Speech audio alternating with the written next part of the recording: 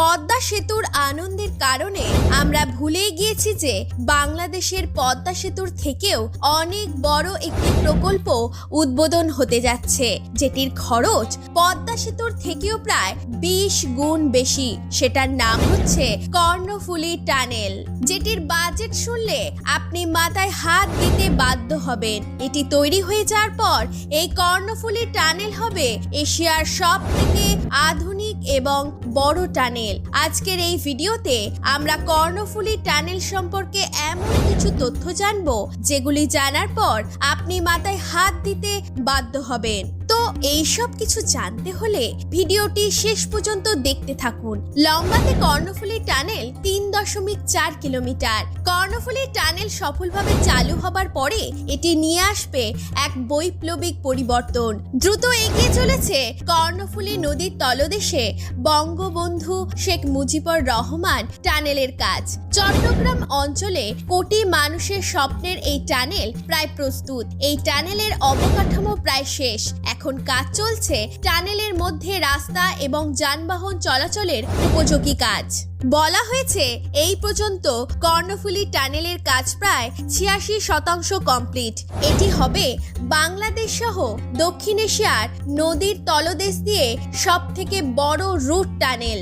এই টানেলটি চালু হলে এই অঞ্চলের সড়ক যোগাযোগ ব্যবস্থা বৈপ্লবিক পরিবর্তন আসবে। কর্তৃপক্ষ বলছে এই বছরের ডিসেম্বরের মধ্যেই কর্ণফুলী টানেল জনসাধারণের জন্য উন্মুক্ত করে দেয়া হবে।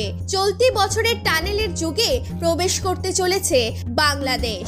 প্রকল্প সংশ্লিষ্টরা বলছেন ইতিমধ্যে কর্ণফুলী টানেলের যে কাজ সম্পন্ন হয়েছে তা প্ল্যান অনুযায়ী যথাযথভাবে করা হয়েছে।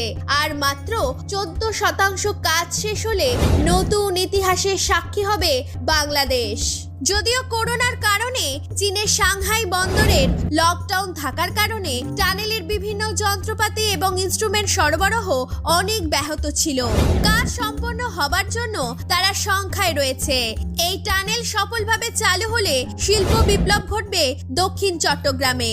বঙ্গবন্ধু টানেল কক্সবাজার হয়ে মাদারবাড়ি গভীর সমুদ্র বন্দর পর্যন্ত সড়ক নেটওয়ার্কে অনেক গতিশীল করবে। ঢাকা, চট্টগ্রাম এবং কক্সবাজারের মধ্যে আধুনিক এবং যুগ উপযোগী যোগাযোগ ব্যবস্থা গড়ে তোলার লক্ষ্যে চট্টগ্রামের কর্ণফুলী নদীর তলদেশ দিয়ে নির্মাণ করা হচ্ছে এশিয়ার সব থেকে বড় টানেল প্রকল্প। প্রকল্পের মূল ভিত্তি নদীর তলদেশে 2.45 কিলোমিটার দৈর্ঘ্যের 2টি টিউবের খনন এবং রিং স্থাপনের কাজ ইতিমধ্যে শেষ হয়ে গেছে।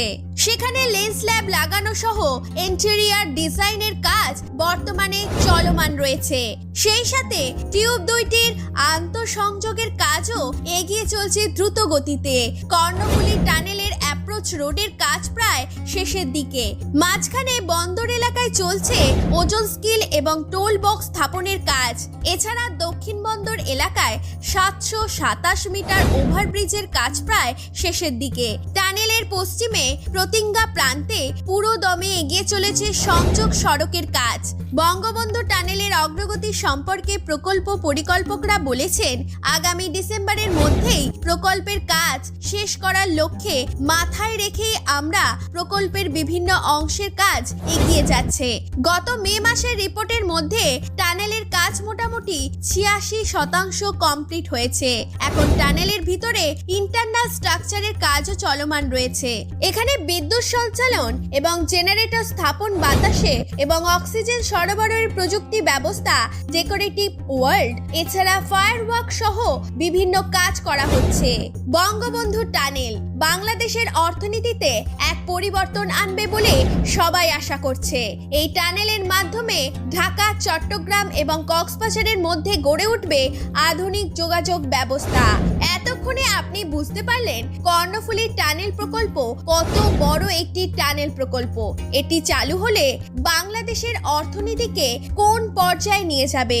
এছাড়া কর্ণফুলী টানেলের বাজেট এবং অন্যান্য তথ্য অনলাইন থেকে নেওয়া হয়েছে। তাই আপনার কোনো রকম মতামত থাকলে তা ইনবক্সে লিখে জানাবেন। তাই আপনারা প্রার্থনা করুন কর্ণফুলী টানেল যেন সফলভাবে উদ্বোধন হতে পারে। ভালো থাকবেন, সুস্থ থাকবেন, ধন্যবাদ।